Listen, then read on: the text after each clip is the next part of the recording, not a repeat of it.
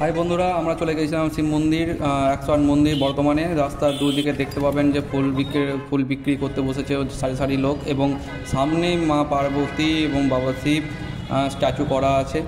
সেই স্ট্যাচুটা দেখার পর আমরা ঢুকে গেলাম মেন গেটে চলতে চলতে আপনাদের দৃশ্যগুলো দেখাচ্ছি।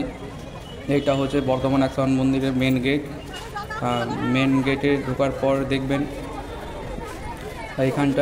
এখানটা করে এখান করে টিকিট সংগ্রহ করতে হচ্ছে, 2 টাকা করে টিকিট। সেখান থেকে টিকিট কালেক্ট করার পর ভেতরে ঢুকতে হয়। হ্যাঁ, এইখানে ভক্তরা ধূপকাঠি দিয়ে বাবাকে ধূপকাঠি দেখাচ্ছে।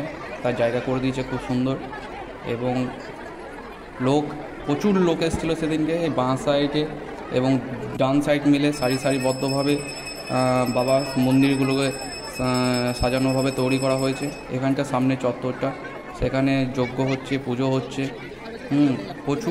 প্রচুর লোক এসেছিলো সেদিনকে, আর এত ভিড় যে বলার নেই।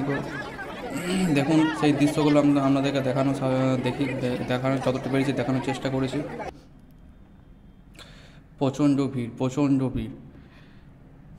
এই যে সারিবদ্ধভাবে বাবা শিব মন্দিরগুলো একে অপর গায়ে সজ্জিত করা রয়েছে।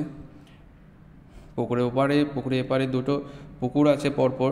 সেই পুকুরের চারিদিকে বাবা শিব মন্দিরগুলো তৈরি করা হয়েছে। আর সবথেকে বড় কথা, ছেলেদের থেকে হয়তো মেয়েদের ভিড়টা ওখানে প্রচণ্ড ছিল। হ্যাঁ, হয়তো বাবার মতো বরের আশাতে হয়তো তারা নিজের মন থেকে ভক্তি নিয়ে সেখানে গিয়েছে। এটা বলাটা ঠিক হলো না, তাও একটু মজার জন্য আমি হয়তো বলে ফেললাম। দেখুন পুকুরের সারিবদ্ধ কেমন দৃশ্যটা দেখুন, অসাধারণ। আর প্রত্যেকটা মন্দিরগুলোকে কালার করে এবং সেই জায়গাটাকে এত সুন্দরভাবে সাজিয়ে তুলেছে। এটা নন্দী মহারাজে সবাই জল ঢালছে, নিজের আকাঙ্ক্ষাগুলো ইচ্ছাগুলো কানে দিয়ে বলছে। বাকি দৃশ্যগুলো দেখুন, এই যে খুব সুন্দর। আমি তো গিয়েছি, খুব ভালো লেগেছে।